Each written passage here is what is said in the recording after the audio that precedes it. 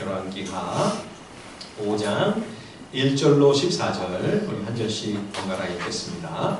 아람 왕의 군대 장관 나아만은 그의 주인 앞에서 크고 존귀한 자니 이는 여호와께서 전에 그에게 아람을 구원하게 하셨습니다. 그는 큰 용사이나 나병 환자더라. 전에 아람 사람이 떼를 지어 나가서 이스라엘 땅에서 어린 소녀 하나를 사로잡으매 그가 나아만의 아내에게 수종드더니 그의 여주인에게 이르되 우리 주인이 사마리아에 계신 선지자 앞에 계셨으면 좋겠나이다. 그가 그 나병을 고치리이다 하는지라.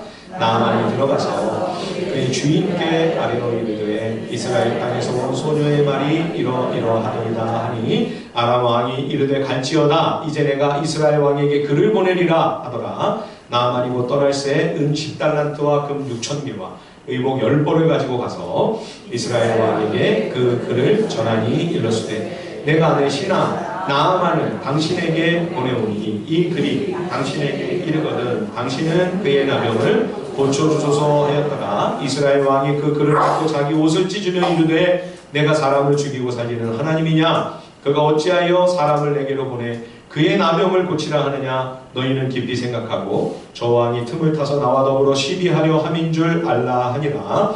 하나님의 사람 엘리사가 이스라엘 왕이 자기 옷을 찢었다 함을 듣고 왕에게 보내 이르되 왕이 어찌하여 옷을 찢었다니까 그 사람을 내게로 오게 하소서. 그가 이스라엘 중에 선지자가 있는 줄을 알리이다 하니라. 나아만이 이에 말들과 병거들을 거느리고 이르러 엘리사의 집 문에 서니 엘리사가 사자를 그에게 보내 이르되 너는 가서 요단강에 몸을 7번 씻으라. 내 살이 회복되어 깨끗하리라 하는지라. 나아만이 노하여 물러가며 이르되 내 생각에는 그가 내게로 나와서서 그의 하나님 여호와의 이름을 부르고 그의 손을 그 부위 위에 흔들어 나병을 고칠까 하였도다.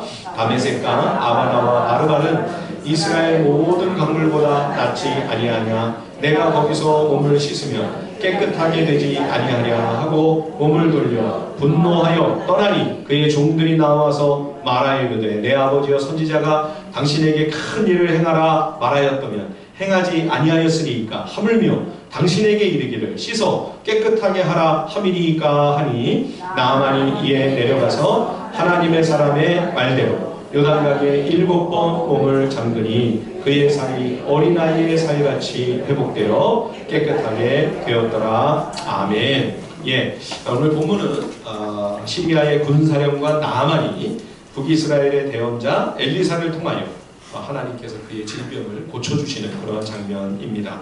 오늘 본문 1절을 다시 한번 보십시오. 열왕기하 5장 1절을 보시면 아람 왕의 군대 장관 나아만은 그의 주인 앞에서 크고 존귀한 자니 이는 여호와께서 전에 그에게 아람을 구원하게 하셨습니다. 그는 큰 용사이나 나병 환자더라. 이 한 절 말씀에 참 많은 정보가 담겨있죠. 우선 나아만은 당시 근동에서 매우 강대한 나라였던 시리아의 최고 7세다는 것을 우리가 알 수 있습니다. 전쟁에서 나라를 구하는 큰 공을 세워 왕이 가장 총애하고 신임한 왕 다음가는 존귀한 신분이었다는 거죠. 그런데 그게 단지 나아만이 탁월하고 훌륭한 장수이었기 때문이 아니라 여호와께서 그로 하여금 시리아를 구원하게 하셨다. 나아만이 나라를 구할 수 있도록 그에게 지혜와 힘과 능력과 리더십을 주셔서 그를 도와주신 분이 바로 여호와 하나님이시다. 예, 우리는 예레미야를 묵상하면서 하나님이 단지 이스라엘의 여호와, 이스라엘의 민족 신 정도의 차원이 아니라 우주 만물과 온 세상을 지으신 창조주 여호와로서 온 세계를 다스리며 통치하신다 하는 것을 새삼 확인했습니다. 이스라엘뿐만 아니라 블레셋과 모압과 암몬과 에돔과 두로와 시돈과 애굽뿐만 아니라 전 세계를 당시에 호령하고 있던 바빌로니아 제국까지 그 크고 강대한 제국을 일으키고 그 흥망성쇠를 좌지우지하시는 분이 하나님이시다. 그 지도자를 세우고 폐하는 분이 하나님이시다. 그러니 국가를 살리며 위험과 위기에서 그 나라를 건지시는 것도 하나님의 은혜가 없이는 불가능한 것이죠. 그런데 이렇게 나라를 구함으로 그야말로 나아만이 국가적인 영웅이 되었는데 어느 날 그가 갑자기 한센병 환자가 되어 탄탄대로처럼 보이던 그 인생의 죽음의 먹구름이 드리워지는 거죠. 하나님께서 하시는 일을 참 우리는 알다가도 모르겠습니다. 나라를 구해 왕과 백성의 사랑을 받으며 출세하게 하실 때는 언제고, 왜 또 이렇게 갑자기 끔찍하고 비참한 불치의 병에 걸려 그 인생이 하루아침에 곤두박질 치도록 내버려 두시는 것일까? 그가 나라를 공경에서 건져내므로 최고의 지휘관으로서 박수를 받게 하신 분이 하나님이시라면 지금 이 고칠 수 없는 악성 피부병으로 죽어가는 것도 하나님의 허락이 없이는 불가능한 일인 거죠. 왜 이렇게 하나님은 인생을 들었다 놓았다 하시는 걸까요?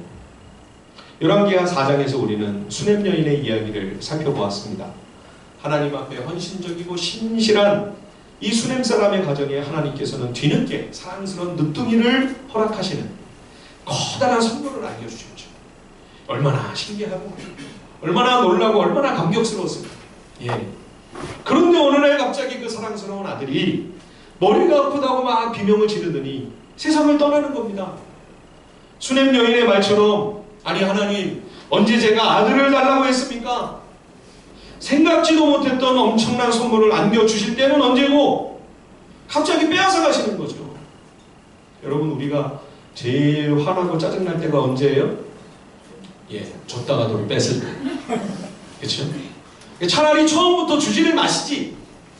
아니 이렇게 귀한 선물을 주셔놓고 예고도 없이 이렇게 갑자기 다시 데려가시는 거, 너무 실망과 상처가 우리에게 크죠. 그런데 우리의 삶의 현실 속에서 이와 흡사한 상실을 자주 경험합니다. 귀중하고 소중한 것을 때로 잃어버리는 것은 물론 더 괴롭고 고통스러운 것은 사랑하는 사람을 잃는 아픔을 우리가 겪기도 하는 것이죠. 이러한 인생의 여정을 통해 여러분, 우리 믿음의 사람들이 깨닫는 것이 과연 무엇입니까? 그것은 나에게 아무런 결정권이 없다는 사실입니다. 내 것인 줄로만 생각을 했습니다. 내 소유인 줄로 당연히 그렇게 생각하고 있었습니다. 그게 아니라는 것이죠. 내 것이 아무것도 없습니다. 내 소유를 주장할 수 있는 것이 전혀 없다는 것을 우리가 인생을 살아가면서 이런 아픔과 상처를 겪으며 알아가는 거죠. 예, 가장 귀하게 여기는 것, 또 제일 사랑하며 소중히 여기는 사람도 다 내게 선물로 주어진 것일 뿐, 내 것은 아무것도 없습니다. 내 소유권을 결코 주장할 수 없습니다. 심지어 내 목숨도 내 것이 아닙니다. 여러분, 내 생명을 내가 마음대로 할 수 있습니까? 아무리 건강하게 오래 살고 싶어도 나만처럼 어느 날 갑자기 불치의 병이라고 하는 진단을 받게 되면 당연히 내 인생이라고, 내 목숨, 내 생명이라고 여겼는데 그것조차 내 것이 아니라고 하는 사실을 비로소 알게 되는 거죠. 여러분, 우리가 좀 평안할 때 이거를 미리미리 깨닫고 살아간다면 얼마나 좋겠습니까? 그러나 안타깝게도 삶이 평안하고 모든 일이 잘 풀리고 우리가 잘 나갈 때는 이런 사실을 우리가 생각을 못합니다. 죄인이 얼마나 미련하고 어리석은지 꼭 잃어버리고 나서야 그 가치와 소중함을 깨닫게 되는 거예요. 상실한 뒤에야 내가 주인이 아니로구나, 나에게 결정권이 있는 게 아니로구나, 비로소 깨닫게 되는 거죠. 우리가 굉장히 많이 쓰는 단어 중에 가장 비성경적인 말 중에 하나가 뭐냐면 자연이라는 단어입니다. 자연. 스스로 자자에 그러할 영자. 스스로 그러하다. 예. 물론 하나님을 모르고 창조주를 인정하지 않는 그런 세상 사람들이야 그렇게밖에 생각할 수가 없겠죠. 그러나 우리 믿음의 사람들에게 있어서 자연, 여러분 상상할 수 있습니까? 어떻게 스스로 그러할 수 있습니까? 저절로 우연히 그렇게 되었다는 거 아니에요? 예, 우리가 하나님 말씀을 바탕으로 신앙적인 관점에서 보면 있을 수 없는 얘기죠. 예, 하나님의 일하심이 없이, 하나님의 의도나 계획이 없이, 하나님의 뜻이 없이 어찌 하나님이 모르시는 가운데 우연히 저절로 일이 진행될 수가 있습니다. 그래서 저는 자연이라고 하는 이런 단어를 사용을 안 하려고 제가 설교하다가도 그런 단어를 꼭 써야만 할 때는 환경, 만물, 이런 표현으로 제가 바꿔서 사용을 합니다. 하나님께서 지으신 피조세계라고 하는 의미를 가급적 담아내려고 애를 쓰는 거죠. 여러분, 자연스러운 것은 사실 아무것도 없습니다. 당연한 게 어디 있습니까? 살아가면서 늘 하나님이 하시는 일이로구나, 하나님의 것이로구나, 하나님의 소유로구나. 모든 것이 하나님께로부터 비롯되고 모든 과정도 하나님으로 말미암고, 그렇기 때문에 결국 마지막 순간에도 하나님께로 돌아간다. 그러니 하나님 한 분만이 모든 영광을 받으시는 것이 합당하지요. 그렇죠? 우리가 이러한 믿음의 고백 가운데 우리 신앙의 길을 걸어가야 할 것입니다. 이번에 추천해드린 책을 여러분, 짧은 책이니까요, 다 한번 우리 성도님들이 읽으셨으면 합니다. 에픽테투스의 인생을 바라보는 지혜에서 저는 하나님도 믿지 않는 이 세상의 철학자가 어떻게 이런 생각을 하고 이런 고백을 할 수가 있었을까? 굉장히 놀랐습니다. 제가 제일 감동을 받은 한 대목만 제가 읽어드리겠습니다. 상실을 겪었을 때는 결코 잃어버렸다고 생각하지 말고 돌려주었다고 생각하는 버릇을 들이자. 자식을 잃었는가? 자식은 제자리로 돌아간 것이다.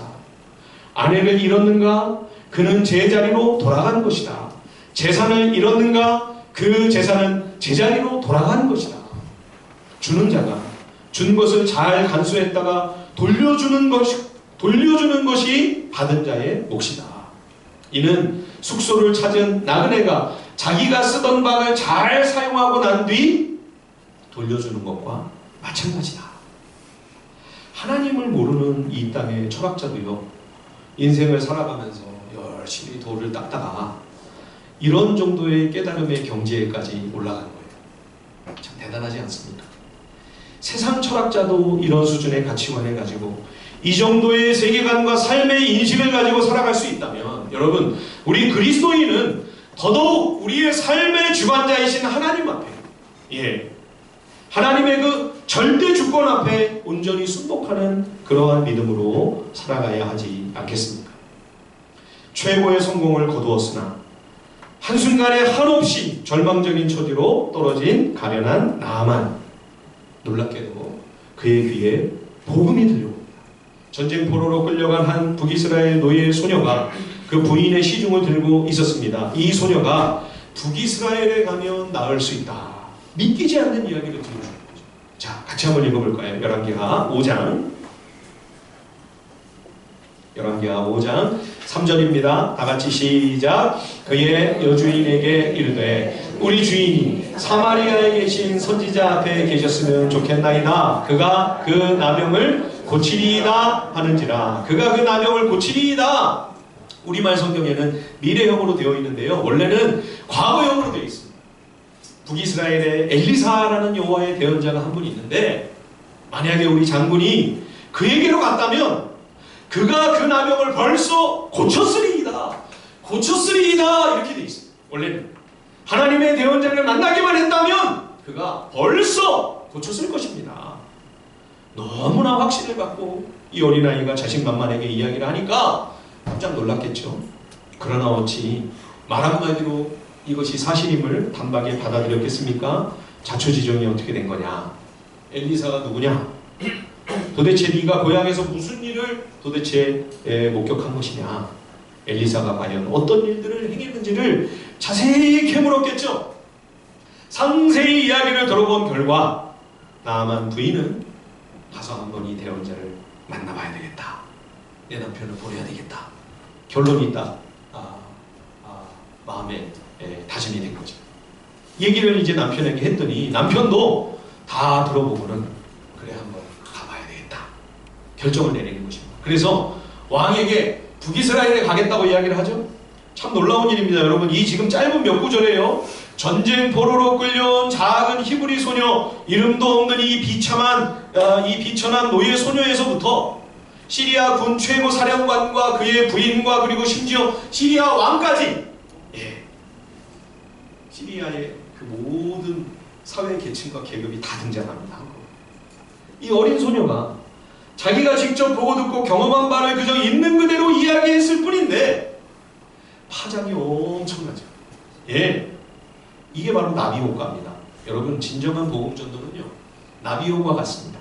예, 그 시작은 지극히 미미하고 뭐 나비의 그 날갯짓 얼마나 미약한 것처럼 보입니까? 그러나 그것이 결국에는 엄청난 영향을 미치게 되는 거죠. 여러분, 이것이 복음 증거가 가져오는 놀라운 열매입니다. 저희 가정에도 이런 나비 효과를 일으킨 한 분이 있습니다. 우리 막내 이모님입니다. 예, 제가 어렸을 때 우리 집이 하도 어려움이 많고 되는 일은 하나도 없고 아버지 사업은 부도가 나고 가정에는 늘 불화가 끊이지 않고, 그러니까 우리 이모가 와가지고 너무 답답한지 우리 어머니에게 같이 교회 가자, 예수 믿어야 된다. 예, 그 전도를 한 분이 우리 막내 이모. 예, 예수 믿어야 되지 않겠느냐고, 같이 교회를 가자고 권면한 그 한마디가 우리 모친은 물론 부친과 저와 제 동생과 온 집안을 완전히 뒤바꿔 놓고 절망적이고 소망이 없던 한 가정을 완전히 새롭게 변화시키는 놀라운 기적의 시작이 되었던 거죠. 우리 이모가 복음 전하면서 그런 놀라운 일이 일어날 거라고 예상을 했을까요? 저 동현이를 저거를 목사를 만들어야 되겠다, 그렇게 생각을 하고 복음을 전했을까요? 전혀 상상도 못하셨을 겁니다. 복음을 증거하는 일은 그렇게 대단한 일입니다. 예, 예수 그리스도의 복음을 증언하는 이 전도는 바로 오늘 이 노예 소녀가 한 일과 같은 것입니다. 내가 경험한 하나님, 내가 느끼고 내가 아는 하나님, 내가 체험한 하나님, 하나님께서 내게 베푸신 그 모든 일들을 이렇게 있는 그대로 진솔하게 이야기하는 거예요. 예, 진실한 고백을 나누는 거예요. 이보다 더 훌륭한 복음 전도가 어디 있습니까, 여러분? 이제는 우리가 전도의 개념을 좀 달리 생각할 때가 됐습니다. 한 사람 데리고 와가지고 우리 교회의 이 빈자리를 좀 채워야 되겠다. 여러분, 그런 식의 전도는 이제는 불가능한 시대가 되었습니다.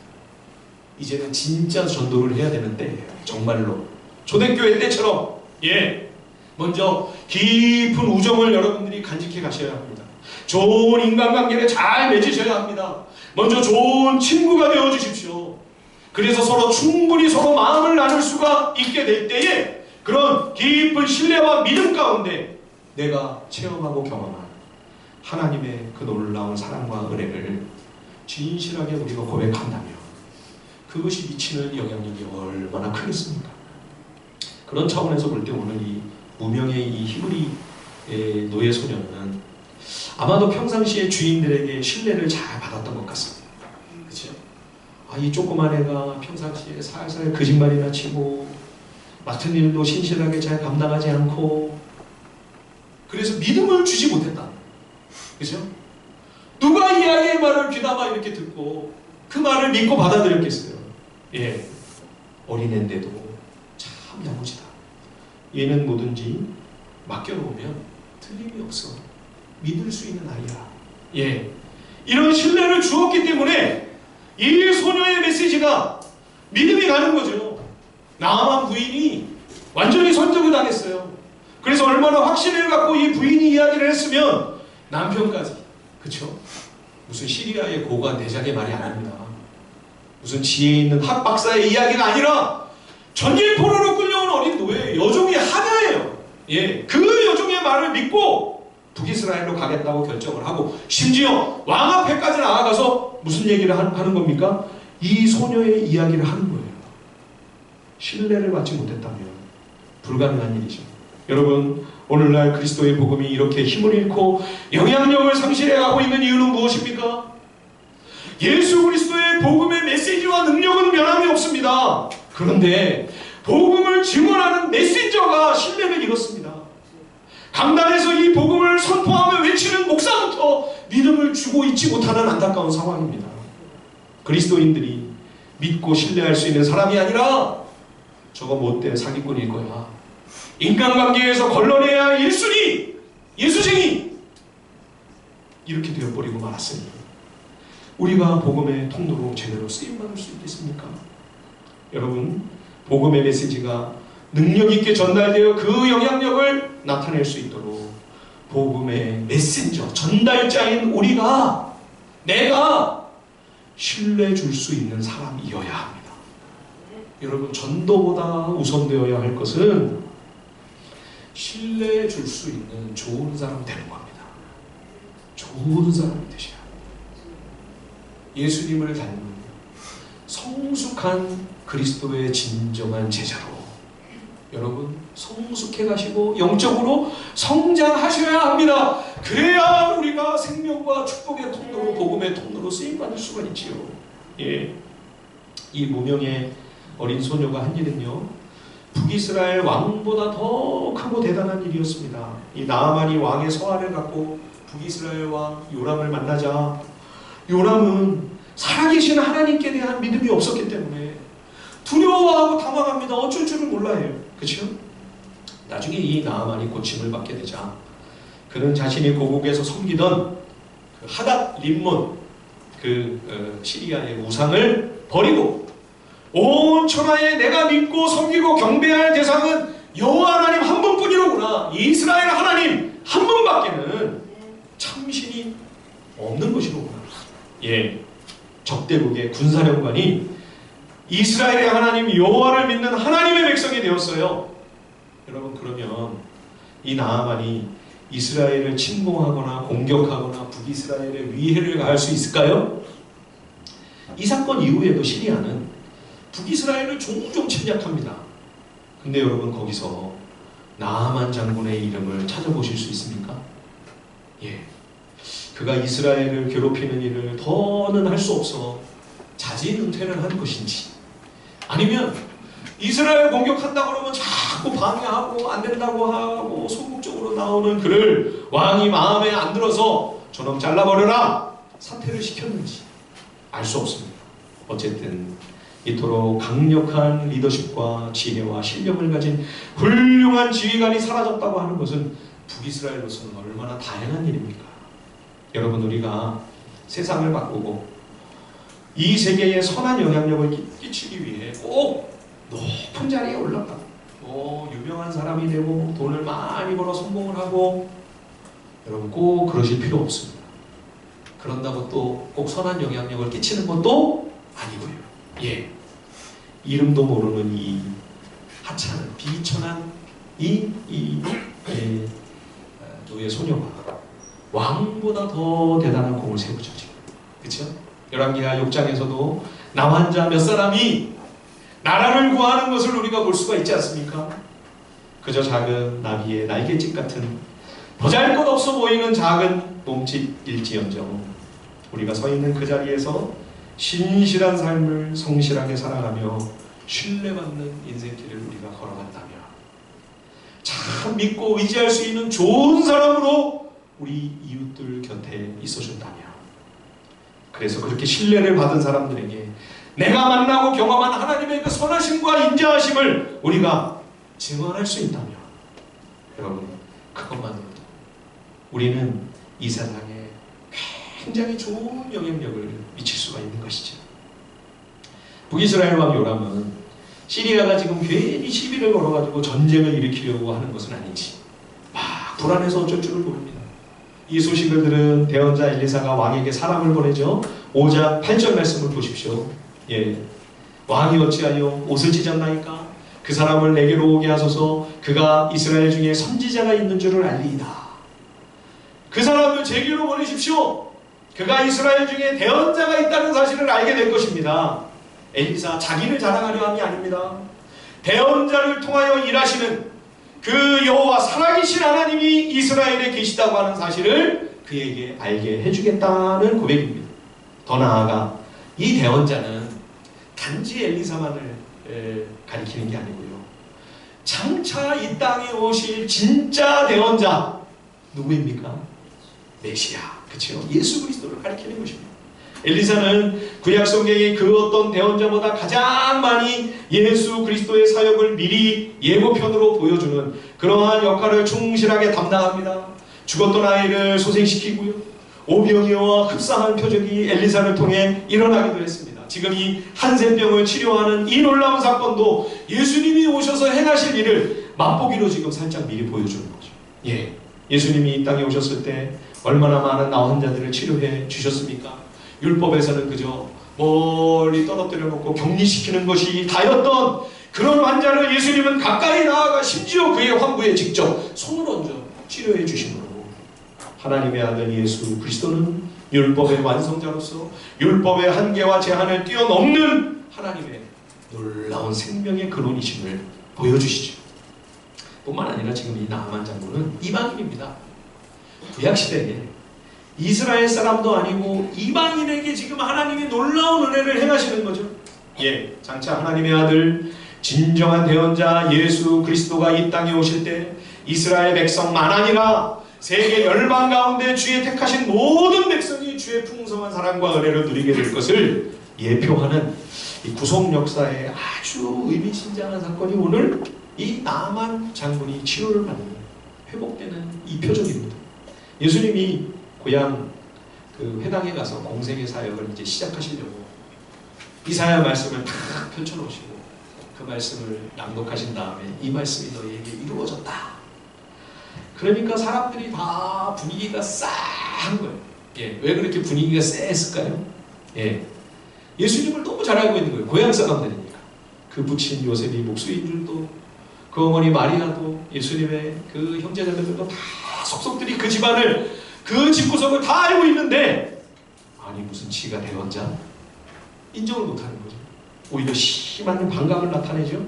그때 예수님이 이렇게 말씀하십니다. 누가복음 4장에 보면 내가 진실로 너희에게 이르노니 선지자가 고향에서는 환영받는 자가 없느니라. 내가 참으로 너희에게 이르노니 엘리야 시대에 하늘이 3년 6개월간 닫히어 온 땅에 큰 흉년이 들었을 때 이스라엘에 많은 과부가 있었으되 엘리야가 그중 한 사람에게도 보냄을 받지 않고 오직 시돈 땅에 있는 사렙다의 한 과부에게 뿐이었으며 또 선지자 엘리사 때에 이스라엘에 많은 나병 환자가 있었으되 그중 한 사람도 깨끗함을 얻지 못하고 오직 수리아 사람, 시리아 사람, 나아만 뿐이었느니라.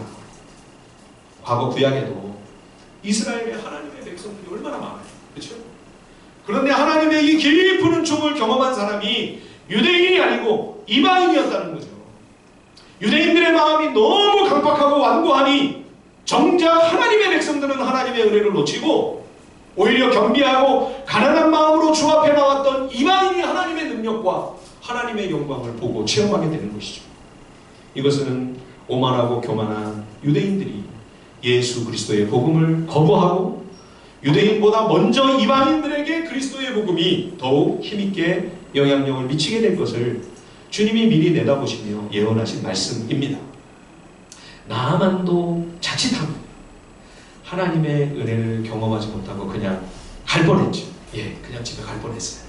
예, 이 나아만이 엘리사를 만나러 왔다가 온방 시험에 들었습니다.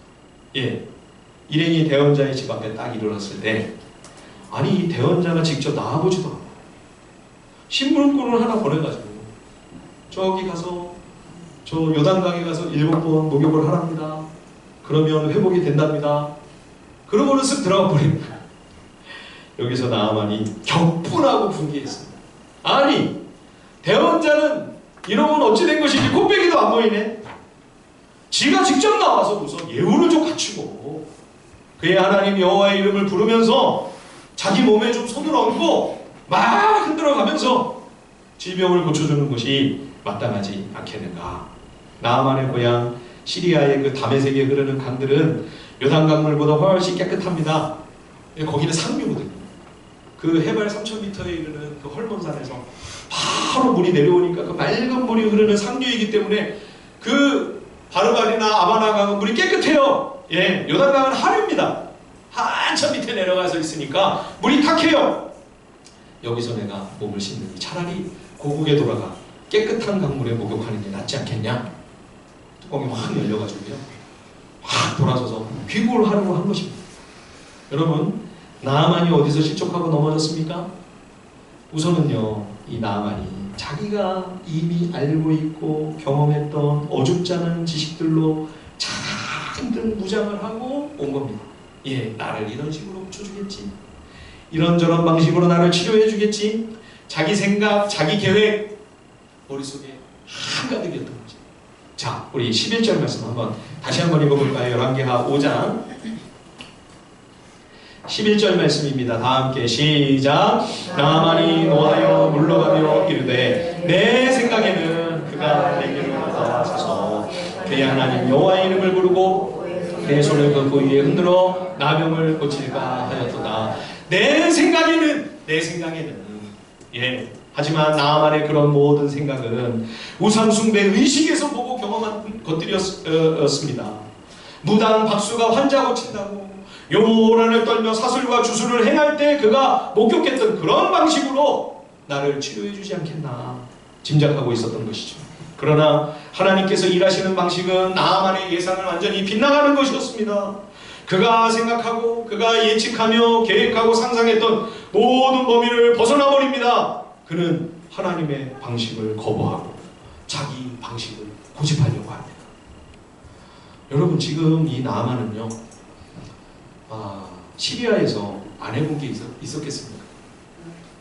용하다는 의사는 다 만났을 거고, 좋은 약이라는 약은 다 먹었을 거고, 우상이라고 하는 우상, 신이라는 신, 해볼 만한 주술이나 모든 방책은 다 해보고 나서 그의 모든 지식, 모든 지혜, 그의 모든 능력과 힘이 다 완전히 바닥이나 이제 더 이상 해볼 수 있는 게 아무것도 없다. 죽는 것밖에는 이제 길이 없다.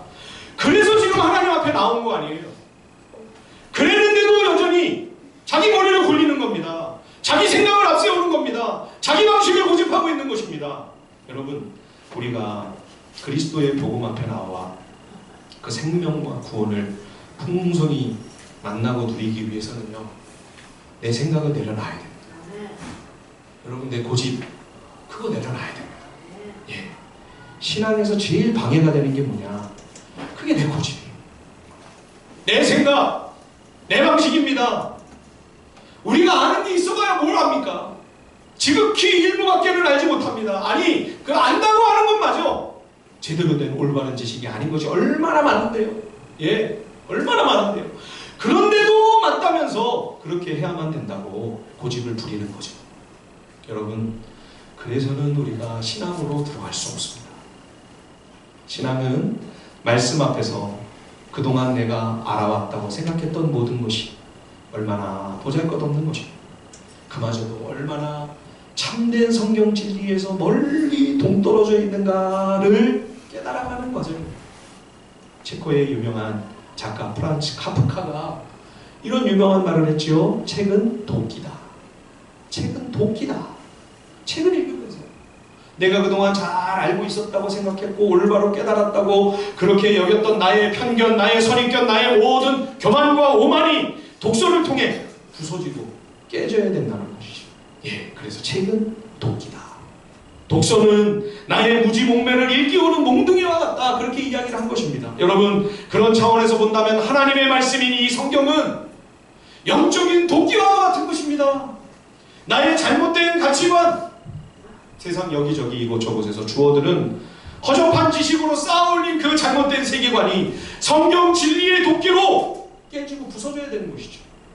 잘못 알고 있으면서도 그것이 진리인 양 붙잡고 있는 그런 부분들이 하나님의 말씀을 좀 더 깊이 알아가고 깨달아가면서 그것이 무너질 때 여러분 비로소 진리의 빛 아래서 진정으로 성경적인 세계관과 가치관과 성경적인 삶의 방식과 거룩한 사고방식을 제대로 배울 수 있는 것이죠. 두 번째, 나아만이 어디서 넘어졌습니까? 지금 이 불치병으로 다 죽어가는 마당에도요, 나아만은 아직도 여전히 자존심이 시퍼렇게 펄펄 살아있습니다.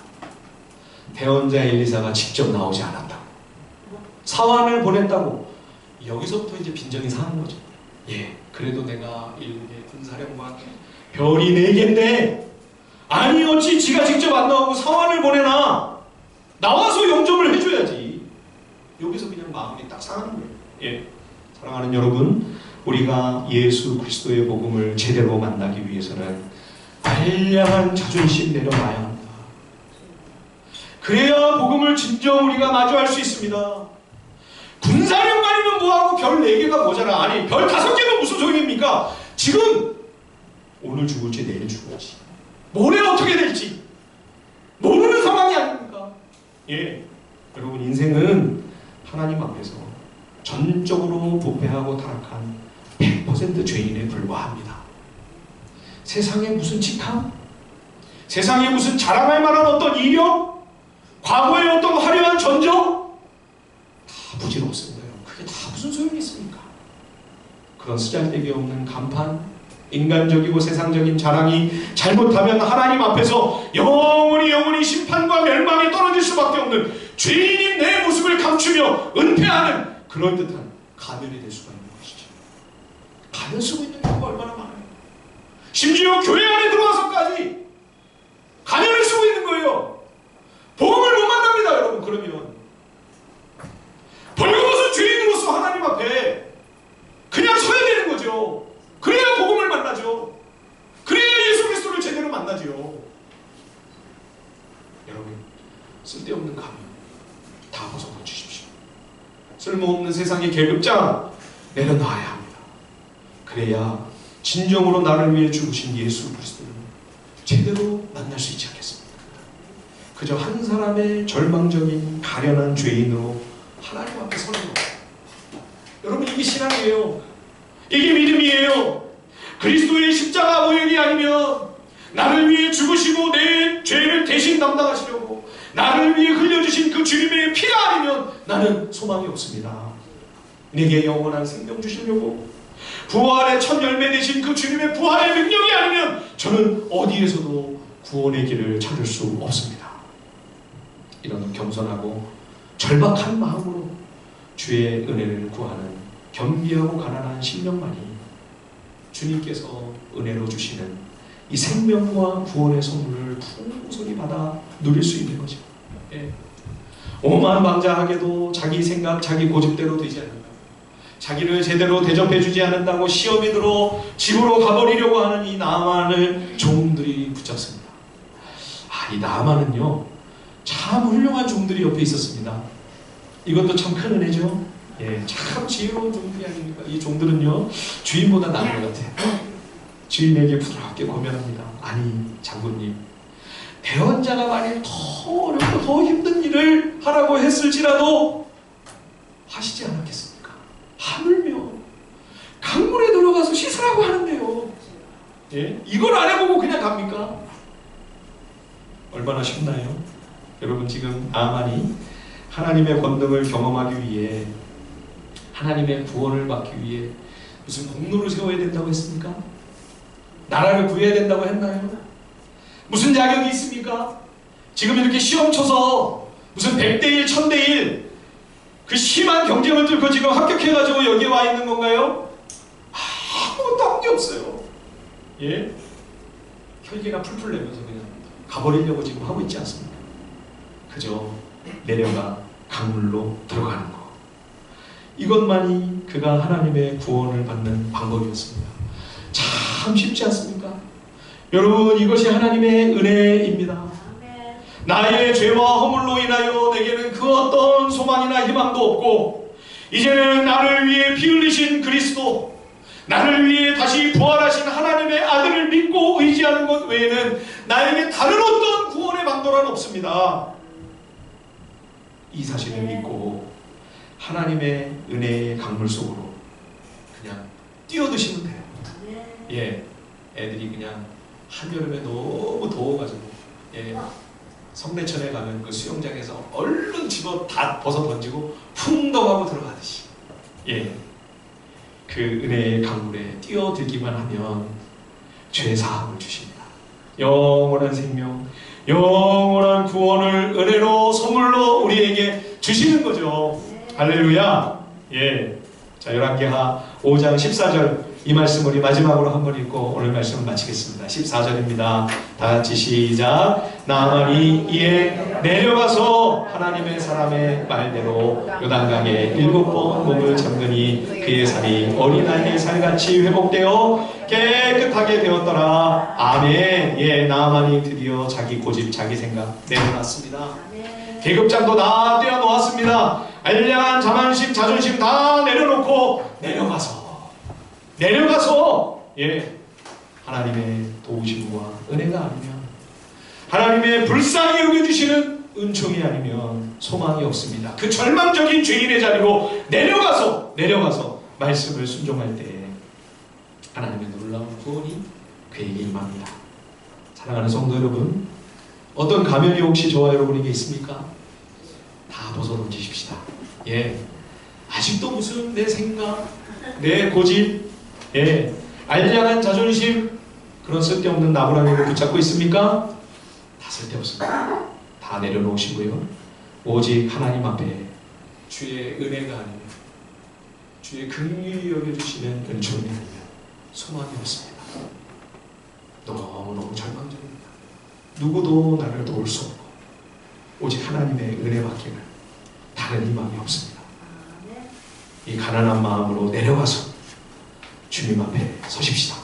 내 모든 고집과 생각을 내려놓고 나를 위해 피 흘리신 그리스도의 십자가만 붙잡으십시다. 예, 하나님께서 준비하신 그 풍성한 은혜의 강물에서 하나님의 생명과 구원을 마음껏 누리고, 그리고 이것을 또 나누고 전하고 베풀며 살아가는 우리 하늘비전 식구가 다 되시기를 주님의 이름으로 간절히 축원드립니다. 우리 아까 불렀던 우리 마지막 찬양 다시 한번 부르고요, 주님 앞에 한 번만 간절히 기도하겠습니다.